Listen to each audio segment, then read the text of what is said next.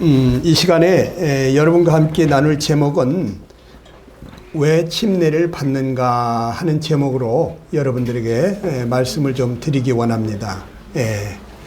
이번 달에 침례 상담들을 하게 되고 또 침례식을 이번 달이나 늦어도 7월 초에 할 예정인데 여러분 침례를 도대체 왜 받느냐?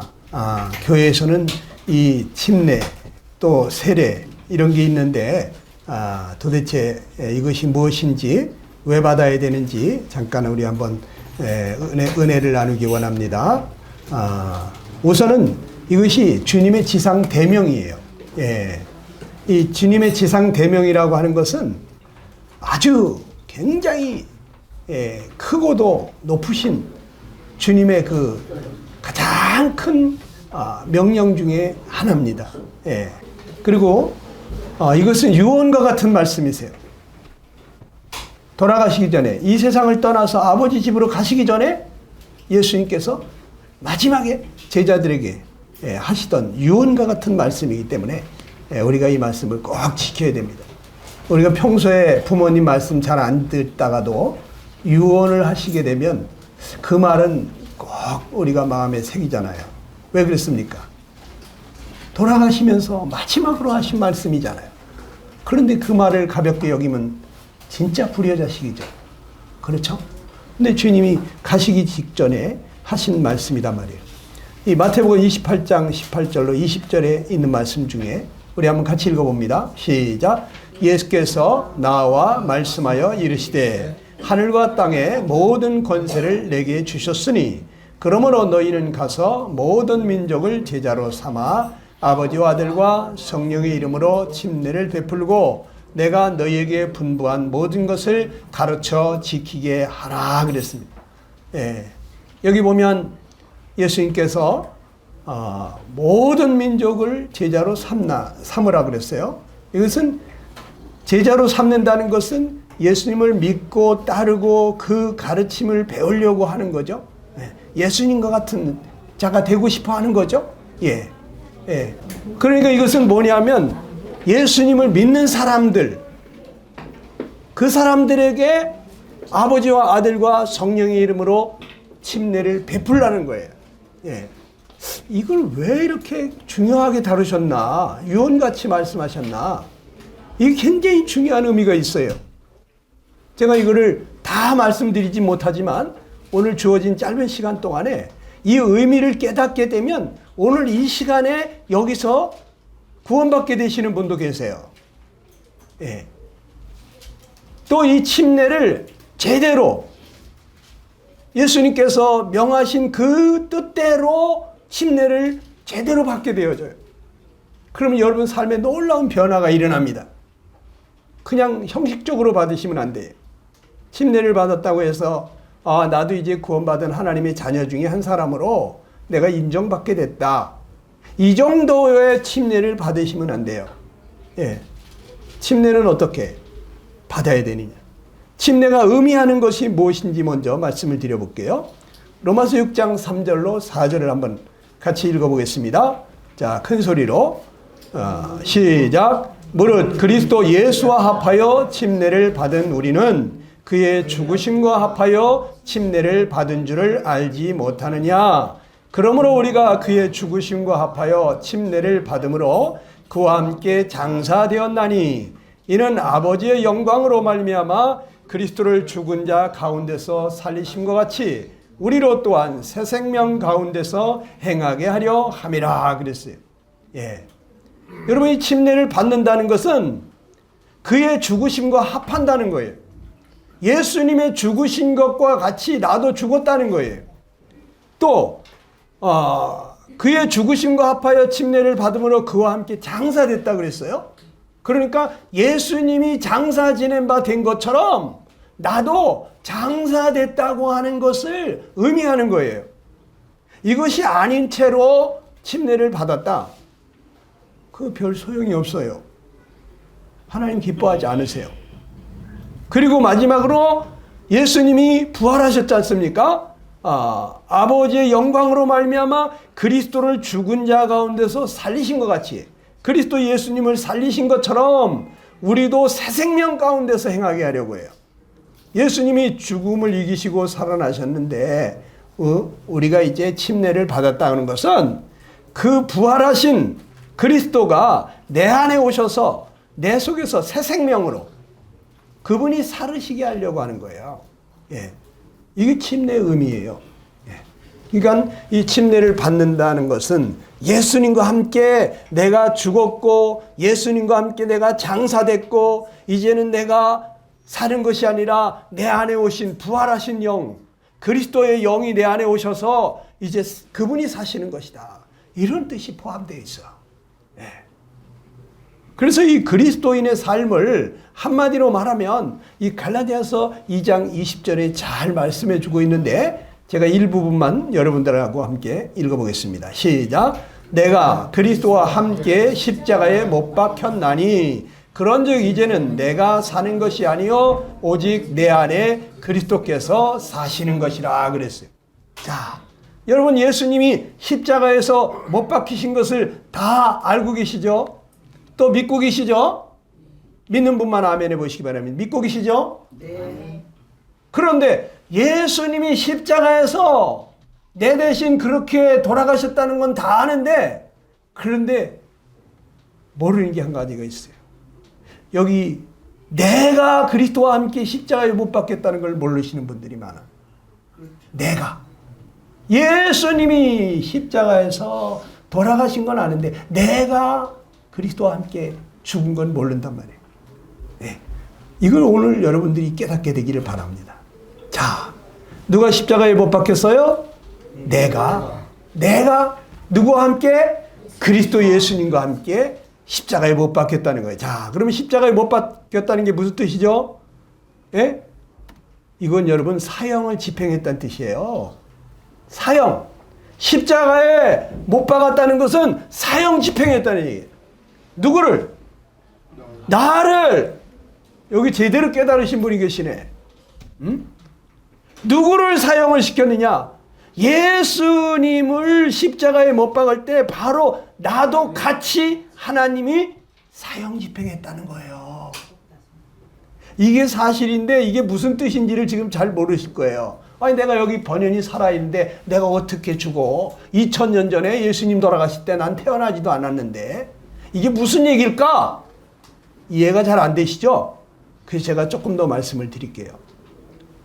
하나님이 나를 그리스도와 함께 사형시키셨다는데 여러분 사형은 어떤 사람 시키죠? 예? 어떤 사람을 사형을 시킬까요?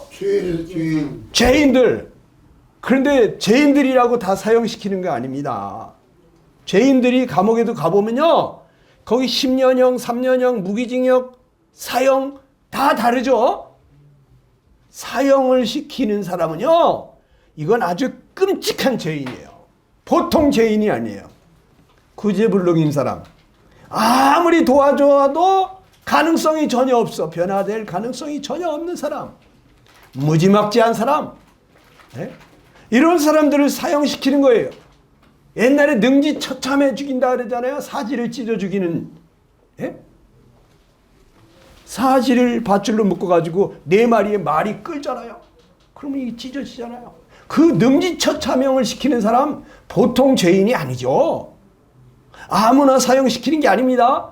또 극악무도한 아주 그냥 막가파 같은 이런 사람들을 사형시키는 거예요. 교화불능.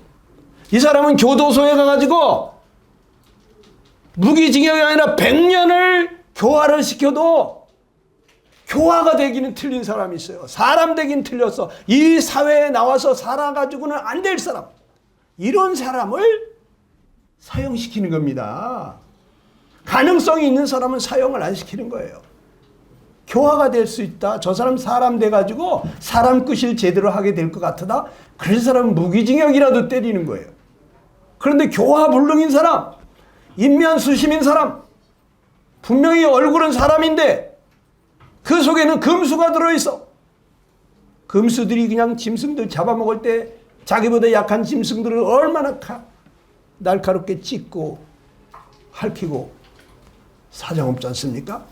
근데 이런 사람 얼굴을 하고 있는데 그 속에는 금수가 들어있는 이런 잔인한 사람들이 있어요. 또 어떤 사람? 양심 부재한 사람. 양심도 없는 것 같은 사람들이 있어. 보통 사람들은 자기가 잘못했을 때 큰 소리 치다가도 당신은 양심도 없어? 양심 있으면 그러면 안 되지 하고 하면 뜨끔해가지고 하던 일도 멈추는 거예요. 그런데 이 양심도 없는 것 같은 사람이 있어요. 양심의 소리를 못 듣는 사람들이 있어. 잘못하면서도 잘못하는 줄을 모르는 사람들이 있다고. 또 어떤 사람? 철면피. 얼굴이 철판 까는 것 같이 낯빛 하나 변하지 않고 아주 잔인한 짓을 그냥 하는 사람이 있어요. 사람 죽이는 것을 파리 잡듯이 그렇게 그냥 우습게 생각하는 이런 인간들은 어떻게? 사형감이다 이거예요. 아무나 사형시키는 게 아닙니다. 그런데 하나님이 누구를 사형시켰다고요? 나를 사형시켰다는 거예요 지금 성경에. 그러면 내가 어떤 사람? 내가 바로 이런 사람이라는 거예요. 내가 극악무도한 무지막지한 구제불능인 교화불능인 양심도 없는 것 같이 살고 있는 이러한 사람이라는 거예요. 에이 너무하신다. 나 그 정도는 아니에요. 여러분 그렇게 대답할 거예요. 그런데요 사람 속에는 이런 게 다 있어요. 저기 막 토막살인 낸 사람들 그 사람들 처음부터 그렇게 잔인한 사람으로 태어난 거 아니에요. 어렸을 때는 엄마 아빠한테 사랑받던 아주 너무너무 사랑스럽던 그러한 자녀들이었던 거예요. 그런데 계속해서 그 속에 죄악이 자라나도록 방치하는 거예요. 양심의 소리를 듣지 않는 거예요. 잘못하는데도 그것을 반복적으로 하는 거예요. 책망을 들으면서도 목이 뻣뻣하고 고집을 부리고 내가 뭘 잘못했냐고. 이 상황에서 어떻게 그렇지 않을 수가 있겠느냐고 자기를 변명하면서 옳은 소리를 듣지 않는 거예요. 그러다가 보니까 결국에는 어디까지가? 바로 이렇게 양심도 없는 사람같이 되어버리는 거예요. 그런데요 내 속에 이런 것이 다 있다는 거예요. 나도 이러한 죄를 지을 수 있는 그러한 것이 내 속에 있다고 하는 거예요. 그런데 보통 사람들은 이렇지 않다고 생각하는 거예요. 난 그렇지 않아. 난 그 정도는 아니야. 내가 지금까지 천국은 못 가도 나 지옥 갈 죄는 안 졌어. 그렇죠? 지옥 갈 죄는 안 졌겠죠? 예? 지금까지 여러분들 그렇게 옳게 바르게 산다고 살았을 거예요. 어떤 분들은 정말 양심대로 살으려고 했을 거예요. 예. 그런데 양심대로 그렇게 살았나요? 양심대로 살고 싶은 마음은 있었지. 그렇게 살려고 노력했지. 그러나 그렇게 사라졌느냐고. 안 되잖아요. 여러분, 종교는 말이죠. 계속해서 사람들에게 열심히 노력하면 된다고 그래요. 당신도 더 열심히 수행을 하고 당신 더 열심히 노력을 하면 그러면 당신도 성불할 수도 있다고 그래요. 당신도 부처가 될 수가 있다고 그래요. 당신도 무아지경에 들어갈 수 있다고 그래요. 당신도 이제 욕심을 버리고 저 자라난 한 폭의 풀이나 굴러다니는 돌처럼 황금보기를 돌같이 여길 수도 있는 이런 사람이 될 수 있다고 그래요. 정말 그렇게 될 수 있을까요? 네. 여러분, 하나님은 뭐라고 말씀하신지 아세요? 하나님은요, 같이 읽어보세요. 시작. 하나님은 인간은 개선이 안 되는 죄인이다. 죄인은 죽어야 한다. 거듭나야 한다. 새 생명으로 살아야 한다고 말씀하세요. 거듭나야 한다고 그래요. 거듭나야 한다고. 너 거듭나지 못하면, 다시 태어나지 못하면, 네가 성령을 받아가지고 하나님의 자녀로 태어나지 못하면 하나님 나라 구경도 못한다고 그래요. 하나님을 기쁘시게 할 수 없다고 그래요. 사람 구실할 수 없다고 말해요. 하나님은요, 인간은 개선이 안 된다고 그래요. 근데 우리는 자꾸 노력해가지고 자기를 개선해 보려고 하는데요. 그런데 어느 정도까지는 돼요. 그런데 그 이상이 안 돼요. 예? 여러분, 우리는 머리끝서부터 발끝까지 죄덩어리라는 걸 빨리 깨달으셔야 돼요. 우리는 하나님 앞에 갈 수 없는, 하나님 앞에 설 수 없는, 예? 그러한 자라는 걸 빨리 알으셔야 돼요. 근데 많은 사람들이 이걸 몰라요.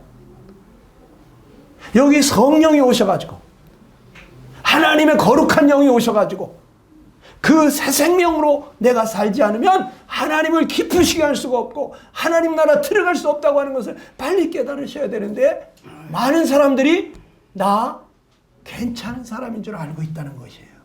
이게 큰 문제예요. 네? 자기가 지금 심각한 병이 들어서 이제 6개월 안에 죽게 생겼는데도 자기가 전혀 6개월 내로 죽는 사람인 줄 모르는 사람들이 있어. 그런 사람 병원 안 갑니다. 의사 안 찾습니다. 왜? 아이, 난 잠도 잘 자고 밥도 잘 먹고, 아이고, 내 몸은 내가 알아. 걱정하지 마. 괜찮아, 괜찮아. 요즘 피곤해서 그래. 이러면서 의사 선생님은 딱 눈빛만 봐도, 아이고, 이 양반 황달이 왔네. 이게 간이 안 좋은 것 같은데 빨리 MRI 찍어보세요. 피 검사해보세요. 그러는데, 아이고, 선생님 걱정하지 마세요. 내가 요즘 피곤해서 그렇지 아무 문제 없어요. 이런 사람은 갑자기 죽는다고요. 자기가 죽게 됐는데 죽게 된 걸 모르는 사람은 갑자기 죽는 거예요. 자주 책망을 받으면서도 목이 곧은 사람은 갑자기 패망을 당하고 피하지 못한다고 성경은 말씀하고 있어요. 여러분, 그러면 내가 어떤 자인지 조금 하나님 말씀을 보여드릴게요. 자, 이사야 64장 6절에 보게 되면요, 하나님은 나를 보고 뭐라 그래요? 시작. 우리는 다 부정한 자 같아서 우리의 의는 다 더러운 옷 같다고 말씀하셨어요. 예. 하나님이 나를 볼 때 너는 부정하다 이래요. 부정하다. 자, 여러분 문둥병자를 보면 우리가 보는 부정하다 그러죠. 부정하다. 네? 그러면 문둥병자는 부정한데 여기 손가락이 다 짓물러서 손가락이 없어졌어요. 예. 여기 귀가 또 이렇게 다 짓물러서 떨어졌어요. 여기 눈썹이 다 빠졌어요. 코가 뭉그러졌어요. 그러면 그 사람은 눈썹하고 코하고 귀하고 손가락만 부정한가요? 그 사람은 온통 부정한 거예요. 발가락도 빠집니다. 뾰족한 못을 밟아도 감각이 없습니다. 하나님이 날 보고 부정하다 그러는 것은 너 입만 부정한 게 아니고 손만 부정한 게 아니고 네 발만 부정한 게 아니라 너가 부정하다는 거예요. 너 전체가 부정하다는 거예요. 그래서 여기서 인간이 하나님 앞에 드리는 것은 아무리 의로운 것이라 할지라도 그것은 하나님이 받을 수 없는 더러운 옷과 같다는 거예요. 누가 여러분한테 더러운 옷을 주면 받겠어요? 예? 우리 여러분들 더러운 옷을 주면 얼마나 기분 나쁘겠어요? 날 뭘로 보고 이런 걸 주냐고 말이지. 에? 그냥 갖다 버리든지 말이야. 사람 뭘로 보고 이런 걸 줘? 이런 마음이 들잖아요. 그런데 내가 하나님한테 더러운 옷을 드린 하나님 받으시겠냐고요. 하나님 얼마나 기분이 안 좋으시겠습니까? 그런데 무엇이 더러운 옷이냐? 인간의 의. 인간이 깨끗하다고 드리는 거. 인간이 고귀하다고 잘한다고 해서 드리는 거, 이것이 하나님 볼 때는 더러운 옷과 같다는 거예요. 이걸 여러분 명심하셔야 돼요. 그래서 욥기서에서는 뭐라고 말하냐면 시작. 내가 의로운들 하나님께 무엇을 드리겠으며 그가 내 손에서 무엇을 받으시겠느냐 이렇게 말합니다. 내가 아무리 의로운들 하나님께 뭘 드릴 게 있겠느냐. 여러분 하나님께 드릴 만한 거 있을까요? 하나님은 거룩하신 분입니다. 악이 없습니다. 더러움이 없습니다. 죄인에게서 떠나 계시고 하늘보다 높으신 분이신데 그 거룩하신 티끌만큼도 죄가 없는 그분에게 내가 드릴 만한 것이 있을까? 없다는 거예요. 내가 하나님을 기쁘시게 할 만한 것이 있을까? 가서 막 찬송을 불러대면은 하나님이 기뻐하실까? 엎드려서 경배를 드리면 하나님이 기뻐하실까? 내가 있는 그 귀중한 월급 탄 거 그거 아껴서 갖다 드리면 하나님이 기뻐하실까? 여러분, 무엇이 하나님을 기쁘시게 하는지를 빨리 알으셔야 됩니다. 우리가 하나님께 드릴 것이 없다는 거예요. 하나님 내 손에서 받을 만한 게 없다는 거예요. 예? 여러분, 또 뭐라고 말씀하신지 아십니까?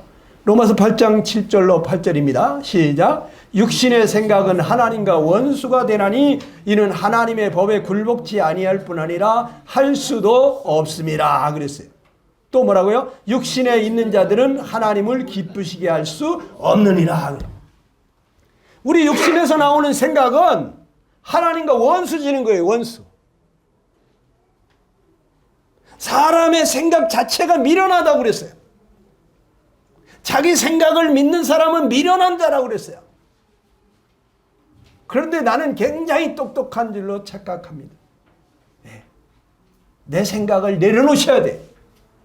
내 생각에는 이렇게 하면은 잘하는 것 같은데, 그런데 하나님 말씀을 보셔야 돼. 하나님이 뭐라고 그러시는가. 네. 그래서 하나님 만나려면 어떻게? 네 생각부터 내려놔라 그래요. 네 생각을 내려놔라. 왜요? 하나님 말씀이 진리니까. 하나님 말씀이 답이에요. 진리예요. 내 생각하고 하나님 말씀이 안 맞으면 내 생각을 내려놔야 돼. 하나님이 내려놔야 되겠습니까? 하나님은 진리예요. 틀린 말을 하시지 않아요. 자, 그리고 우리 인간은 어떻게? 하나님을 기쁘시게 할 수 없다고 그랬어요. 하나님을 기쁘시게 하신 분은 딱 한 분밖에 없어요. 예수님밖에 없어요. 예수님을 향해서 하나님은 내 사랑하는 아들, 내 기뻐하는 자라는 말을 했지만 그 누구에게도 내 사랑하는 아들, 나의 기뻐하는 자라 이런 말 해본 적이 없으세요. 예수 그리스도 그분 외에는 하나님을 기쁘시게 한 자가 없어요. 우리가 예수님의 이름으로 기도하지 않으면 하나님 듣지도 않으십니다. 예수님으로 말미암아 나아가지 않은 그러한 찬송, 경배, 예배 하나님 받지도 않으십니다. 오늘 많은 종교들이 지금 착각하고 있어요. 내가 이렇게 지극정성으로 드리면 하나님이 받아주시겠지. 더러운 옷을 드리는 것 같다는 거예요. 하나님을 내 수준으로다가 낮춰놓지 마세요. 여러분 또 뭐라고 그랬습니까?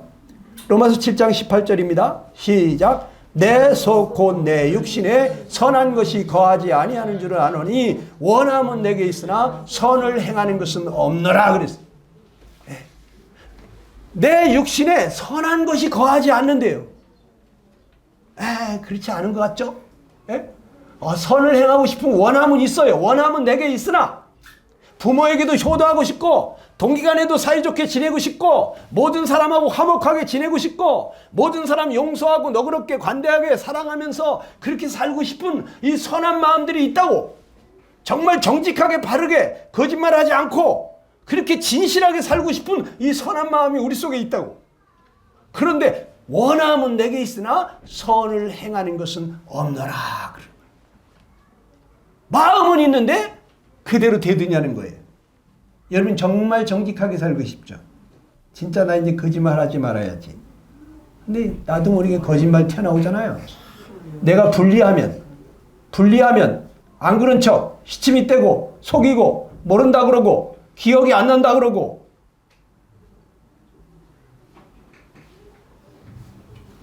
욕심 안 부리고 싶잖아요.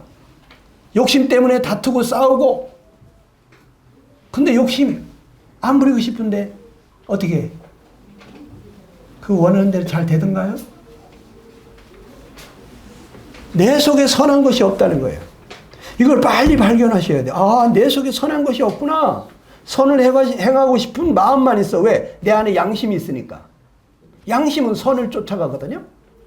그러니까 선한 것을 하고 싶은 마음은 있어요. 부부간에도 서로 사랑하면서 귀히 여기고 아껴주고 불쌍히 여겨주고 살고 싶은 마음이 있어요. 근데 왜 다투고 싸우겠어요? 그것을 행할 수 있는 능력이 없는 거예요.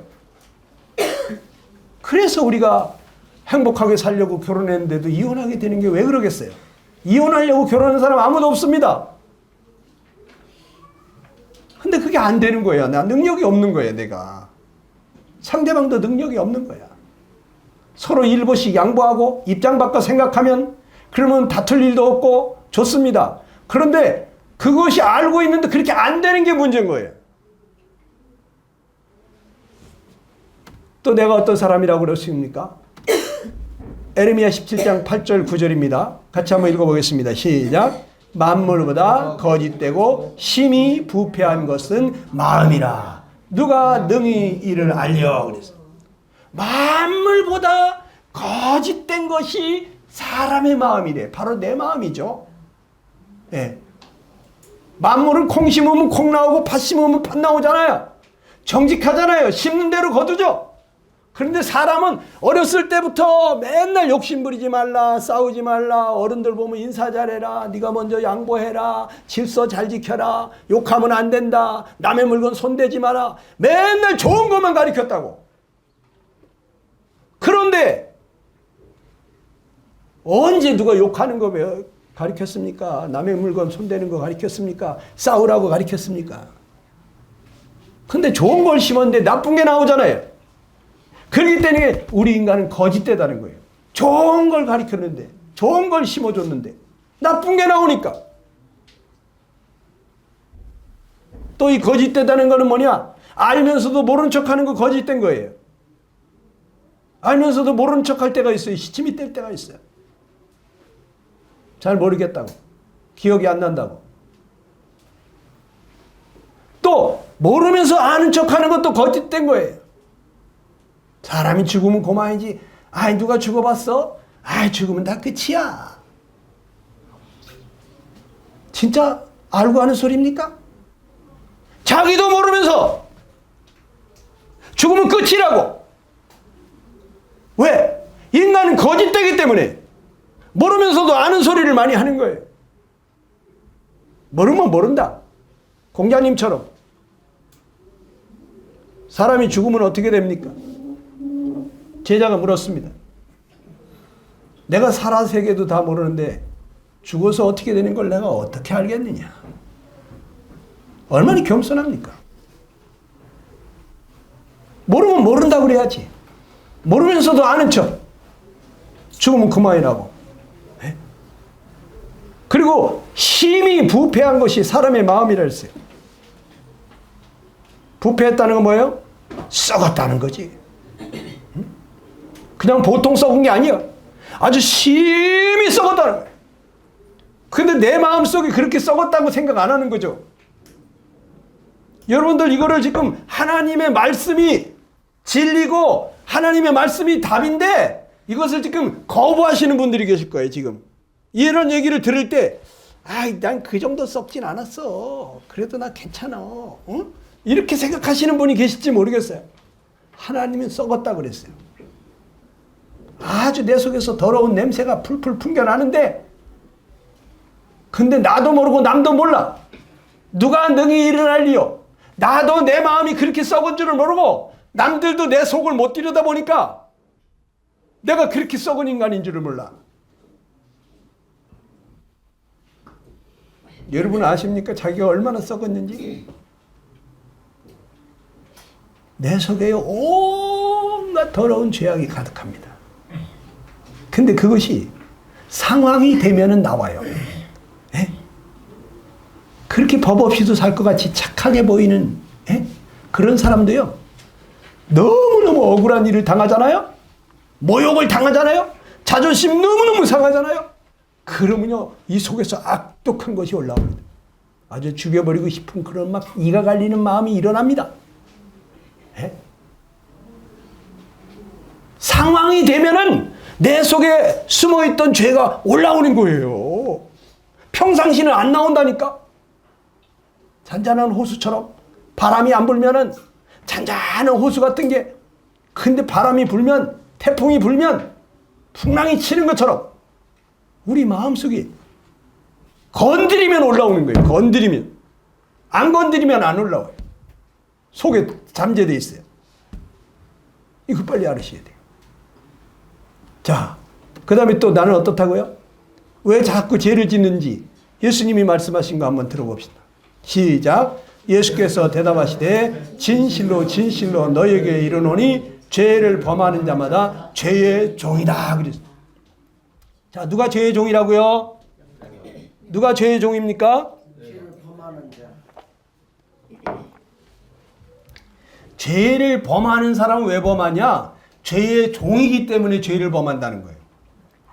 근데 누가 죄를 범해요 지금? 내가 죄를 범하잖아. 내가. 그러면 내가 뭐라는 거예요 지금? 죄의 종이라는 뜻이에요. 내가 왜 자꾸 죄를 짓게 되느냐? 왜 자꾸 미운 마음이 드느냐? 왜 욕심이 생기느냐? 왜 화가 나느냐? 내 마음에 이게 왜 양심에 거슬리는 그런 불편한 마음들이 왜 자꾸 생기느냐? 왜 이렇게 안 좋은 생각을 자꾸 하게 되느냐? 내가 죄의 종이기 때문에 그렇다는 거예요. 여러분, 겉으로 드러난 것만이 죄가 아니에요. 겉으로 드러난 모든 죄는 속에 있는 것이 밖으로 나온 것일 뿐이에요. 예? 살인을 쳤다? 속에 있는 미움이 밖으로 나온 거예요. 미워 죽겠으니까 나도 모르는 사이에 그냥 이렇게 해가지고 사람을 치게 되는 거예요. 하나님은 사람의 중심을 보시는 거예요. 겉으로 내가 죄를 많이 지었다고 그런 거 따지지 않아요. 하나님은 내 중심을 보세요. 내가 누구를 미워하기만 하면 넌 살인했다. 너 음한 마음만 품었어. 너 간음을 했구나.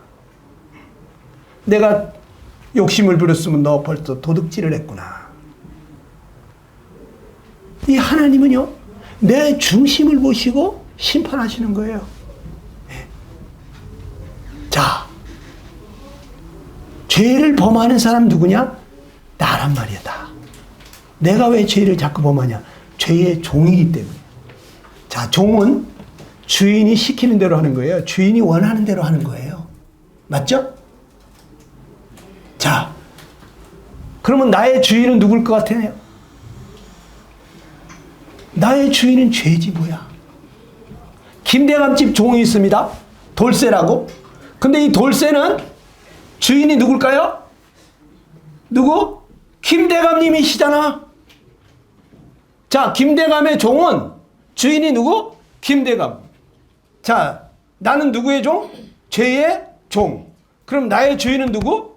죄잖아, 죄. 이렇게 얘기를 해도 못 알아보시겠습니까? 김대감의 종은 김대감이 시키는 대로 원하는 대로 살아. 근데 나는 죄의 종이기 때문에 죄가 원하는 대로 사는 거예요, 내가. 사람이 자기 마음대로 살아야지 행복한 거예요. 자기 원하는 대로 살아야 행복한 거예요. 그런데 내 마음대로 사는 것이 아니라 죄 마음대로 산다는 거예요. 나는 욕심 안 부리고 싶은데 이 속에 있는 죄가, 욕심이 욕심을 부리게 만드는 거예요. 너부터 챙겨. 너부터 잘 챙겨야지. 너 그러다가 바보 돼. 너 다 날려. 너 빈털털이 돼. 이기심을 자극하는 거예요. 욕심이 일어나는 거예요. 나는 정직하게 하고 싶은데 너 사실대로 말하면 너 깜빵 가. 증거 없잖아. 시침이 딱 돼. 시침이 돼. 이 속에서부터 이 거짓된 죄가 일어나는 거예요.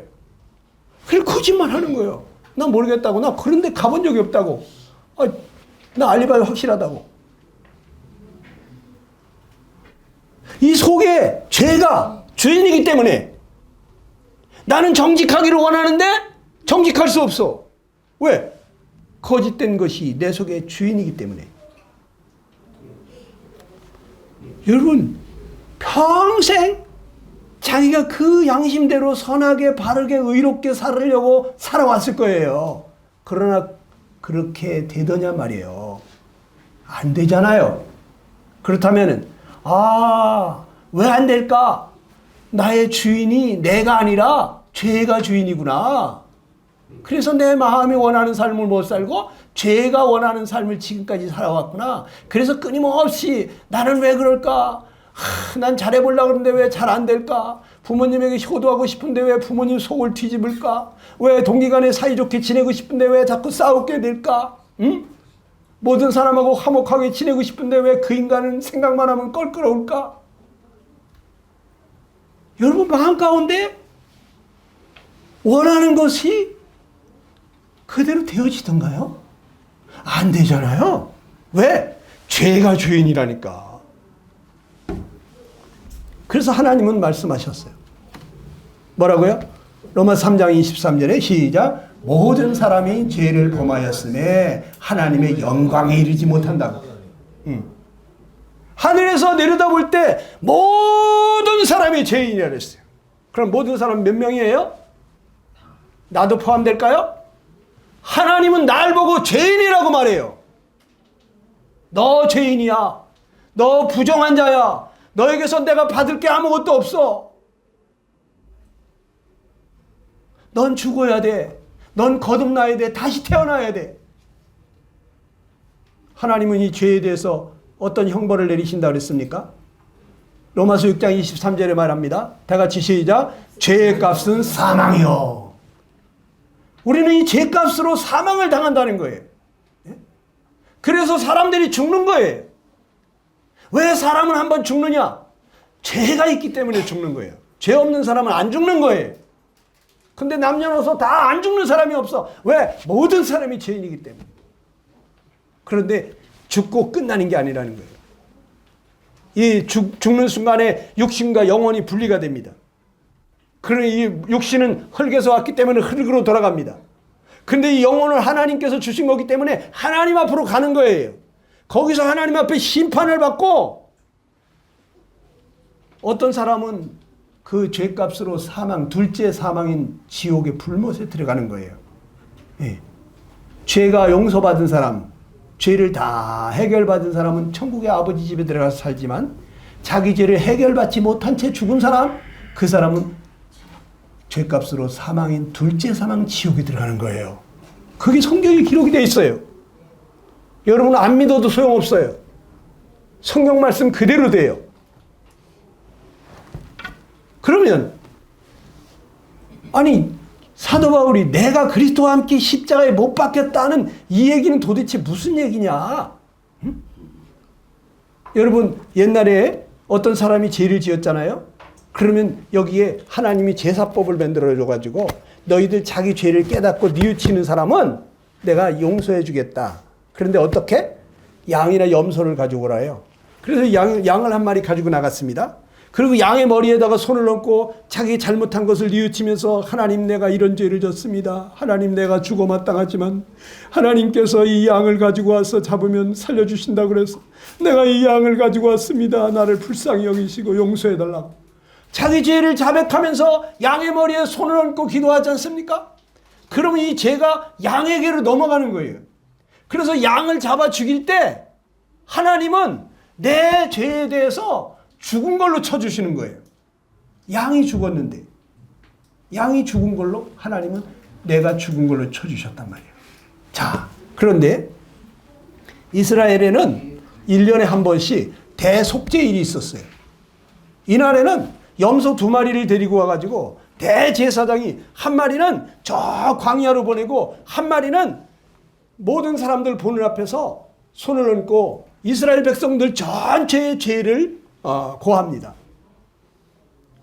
그리고 그 염소를 잡아서 피 흘려서 그 피를 가지고 이 성소에 지성소에 들어가서 이렇게 제사를 지낼 때 하늘로부터 불이 내려와 가지고 그 피를 태우는 거예요.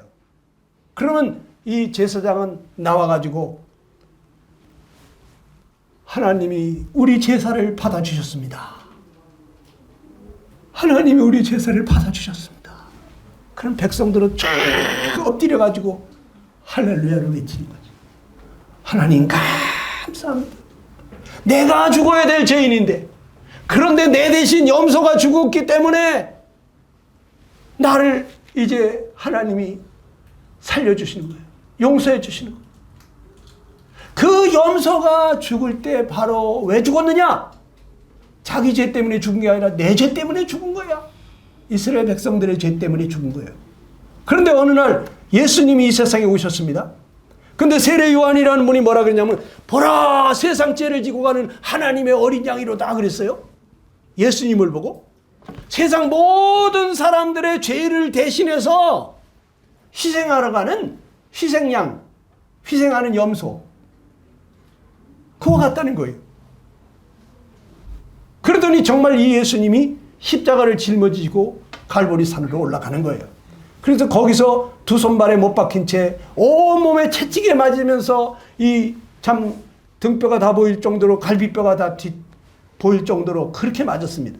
그리고 두 손에 발에 못을 박히고 머리에 가시관을 쓰시고 거기서 6시간 동안 거룩한 피를 흘리면서 죽어갔습니다. 자, 여러분 이때 예수님이 자기 죄 때문에 죽었을까요? 예수님이 무슨 죄가 있습니까? 이분은 거룩한 분이에요. 아무 죄 없는 분이에요. 그런데 왜 죽어갔느냐? 여러분과 내 죄를 대신해서 죽어간 거예요. 예? 그 양이 죽어갈 때, 염소가 죽어갈 때 바로 이 죄인을 대신해서 죽어가듯이 이 예수님이 십자가에서 죽어가실 때 바로 누구의 죄 때문에? 내 죄 때문에 죽어가셨단 말이에요. 그러니까 하나님은 예수님을 그렇게 죽게 하실 때 하나님은 내 죄에 대한 심판을 내린 거예요. 십자가에서. 사도 바울이 이걸 깨달았어요. 2000년 전에 예수님 십자가에서 돌아가실 때 그때 하나님은 나를 심판하셨구나. 내 죄에 대한 벌을 내리셨구나. 나는 내가 죄인인지도 모르고 살았거든. 괜찮은 사람인 줄 알고 살았거든. 내가 지금 가면 지옥으로 가는지도 모르고 살았거든. 그래서 예수님께서 이 세상에 쫓아내려오신 거예요. 여러분과 나를 구원하시려고 육신의 몸을 입고 이 세상에 오신 거예요. 여러분과 나를 대신해서 죽어주러 오셨다고. 죄값이 사망인데 내가 죄값으로 사망을 당해야 되는데 그분이 사망을 당하러 오신 거예요. 여러분과 나를 사랑하셔가지고 대신 죽어주러 오신 거예요. 예수님이 십자가에 죽으실 때 바로 하나님은 내 죄에 대한 벌을 내린 겁니다. 나를 죽인 거예요. 내 죄에 대한 형벌을 내린 거예요. 예수님이 심판받으실 때 그때 바로 하나님은 나를 심판하신 거예요. 그래서 사도 바울은 예수님 십자가에 돌아가실 때 그때 내가 죽은 거구나. 이걸 깨달은 거예요. 그래서 뭐라 그래요? 내가 그리스도와 함께 십자가에 못 박혔구나. 예수님과 함께 그때 하나님은 나를 사형 집행을 했구나. 이걸 깨달은 거예요. 여러분 어떻습니까? 여러분과 나는 사형당해 마땅한 죄인 아닙니까? 나는 머리끝서부터 발끝까지 부정한 자예요. 내 속에 선을 행하고 싶은 마음만 있지 선을 행할 능력이 없어요. 죄 짓는 거는 자동적으로. 내가 겸손하게 살으려면 얼마나 노력해야 됩니까? 그런데 이 교만은 자동으로 나와요. 교만은. 누가 나 무시하면 화나고 속상하고. 죄 짓는 거는 자동이에요. 자동. 우린 죄 공장과 같아. 죄 공장.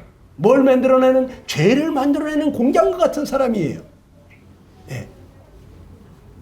여러분, 내가 죽었어야 됐다고. 그런데 내가 죄인인 줄도 모르고 멸망으로 가는 줄도 모르니까 그분이 2000년 전에 이 세상에 내려오신 거예요. 우리 인간들, 죄인들을 대신해서 그분이 죽으러 가신 거예요. 십자가에. 하나님은 그 예수님을 심판하실 때 바로 내 죄에 대한 심판을 내린 것입니다. 예수님을 형벌을 내리실 때 십자가에서 예수님은 내 죄에 대한 형벌을 내리시, 하나님은 내 죄에 대한 형벌을 내리신 거예요. 그래서 침례를 왜 받느냐? 바로 내가 예수님과 함께 죽었고 예수님과 함께 장사됐음을 믿습니다. 그리고 이제는 내가 사는 게 아니라 부활하시고 승천하신 그 예수님, 내 안에 오신 그 예수님이 이제부터는 사는 겁니다. 내가 사는 게 아니라 내 안에 새 생명으로 오신 그리스도, 그분이 사는 삶입니다. 이것이 실제가 된 사람, 이것이 믿어진 사람, 그 사람들이 침례를 받음으로써 물속에 들어감으로써 나는 예수님과 함께 죽었고 장사됐고 이제부터는 내가 사는 게 아니라고 물에서 올라올 때 내 안에 오신 새 생명으로 사는 겁니다. 내 안에 오신 그리스도가 사는 것이지 이제는 내가 사는 게 아닙니다. 이 고백을, 이 신앙 고백을 하는 사람들이 침례를 받는 거예요. 이런 마음이 준비가 되어 있습니까? 그렇다면 여러분 침례 받을 자격이 있는 거예요. 그런데 나는 전혀 그런 마음이 없다. 그런 사람은 침례 받으려고 서두르지 마세요. 여러분, 제가 시간 관계상 더 길게 얘기하면 안 될 것 같고 여기서 맞춰야 될 것 같은데, 이 새 생명으로 산다는 것은 여러분 안에 새 생명이 오셨기 때문에 살 수 있는 거예요. 여러분의 새 생명이 그리스도가 오셔야만 그리스도로 사는 거예요. 그리스도의 영이 안 왔으면 여러분 그리스도인이 아니에요. 하나님의 영이 여러분 속에 오시지 않았다면 하나님의 영이 인도함을 받아야 우리가 하나님의 자녀가 되는 거예요. 하나님의 영이 내 안에 오시지 않았으면 나 하나님의 자녀가 아닌 거예요. 이 하나님의 영이 우리 안에 오셨으면 이제부터 침례받은 사람은 내 안에 오신, 어떻게 사는 거라고요? 시작. 내 안에 오신 그리스도의 원함이 나의 원함이고 그리스도의 생각이 곧 나의 생각이고 그리스도의 마음이 곧 나의 마음인 삶을 사는 거예요. 주님하고 내가 하나가 된 거예요. 내 안에 오신 그분이 내 삶의 주인이 되신 거예요. 그분이 나를 이끌어 가시는 거예요. 그분이 나를 항상 좋은 길로 이끄십니다. 항상 나를 평안한 길로 이끄십니다. 항상 나를 의의 길로 인도하십니다. 거룩한 길로 인도하십니다. 사랑의 길로 인도하십니다. 나는 그분만 따라가면 돼. 저는 그 길을 따라가 봤어요. 제가 구원받고 한 20년 동안 스트레스 뭔지 모르고 살아봤어요. 왜? 항상 아침에 일어나면 주님이 저의 주인이십니다. 오늘은 제가 무엇을 하기를 원하십니까? 이러면서 주님께 묻고 성경을 열어서 보면서 성경을 볼 때 예수님은 이런 걸 기뻐하시는구나. 이런 걸 싫어하시는구나. 그러면 예수님 기뻐하는 길을 가고 예수님 싫어하는 길을 가지 말고 이러면서 또 하루 중에도 이럴 때는 어떻게 해야 되지? 또 기도하고 주님 이렇게 하는 걸 기뻐하십니까? 이렇게 하는 걸 기뻐하십니까? 또 묻고 주님이 이렇게 하는 걸 안 기뻐하시겠구나. 그러면 이렇게 하는 걸 기뻐하실까? 이거 기뻐하시겠구나. 기뻐하시면 어떻게 돼요? 마음속에 의와 평강과 희락이 있습니다. 그 길은 의로운 길이고 양심에 거리낄 것이 없고 그 길은 아주 평안이 있어요. 왜? 내 안에 계신 주님이 평안해 하시기 때문에. 그 내 안에 계신 분이 기뻐하시기 때문에 내 안에 기쁨이 충만하게 돼 있어요. 그래서 이 세 가지 중에서 의와 평강과 희락 중에서 한 가지라도 안 이루어지면 그러면 그거는 주님이 원하는 길이 아니에요. 여러분이 그걸 아셔야 돼. 그래서 항상 내 안에서 성령님께서 무엇을 원하시나 이렇게 할 거는 기뻐하시나 거기 의와 평강과 희락이 있으면 가시고 없으면 가면 안 돼. 왜? 이 자기 안에 오신 예수님을 거스리는 길이야. 그러면 내 마음이 어떻게 될까요? 평안이 없어집니다. 기쁨이 없어집니다. 양심의 가책을 받습니다. 답답하고 괴롭습니다. 예수님 믿었는데도 그럴 수가 있어요. 구원 받았는데도 그럴 수가 있다고. 그럴 때는 어떻게 해요? 빨리 주님, 제가 또 이렇게 뭔가 잘못하고 있는 것 같군요. 제가 이렇게 마음이 답답하고 괴롭고 주님, 내가 주님이 기뻐하지 않는 길을 가고 있습니까? 주님, 잘못하고 있으면 가르쳐 주십시오. 곰곰이 생각해 볼 때 주님은 여러분에게 가르쳐 주십니다. 마음속에 말씀해 주십니다. 내가 그런 생각을 하기 때문에 내가 그런 행동을 하기 때문에 주님이 기뻐하지 않는구나. 이것이 여러분 마음속에 오게 돼 있어요. 왜? 성령 하나님께서 우리 마음속에 그런 마음을 주시거든요. 그럴 때 여러분 빨리 주님이 원하시는 길을 가세요. 그러면 여러분 날마다 이 세상에 살면서도 천국에 사는 것처럼 이 세상에서 날마다 의와 평강과 희락의 삶을 살게 돼요. 그래서 저는 예수님 믿고 20년 동안 스트레스 모르고 살아봤다고. 여러분 그런 행복이 여러분에게 주어지기를 간절히 축원합니다.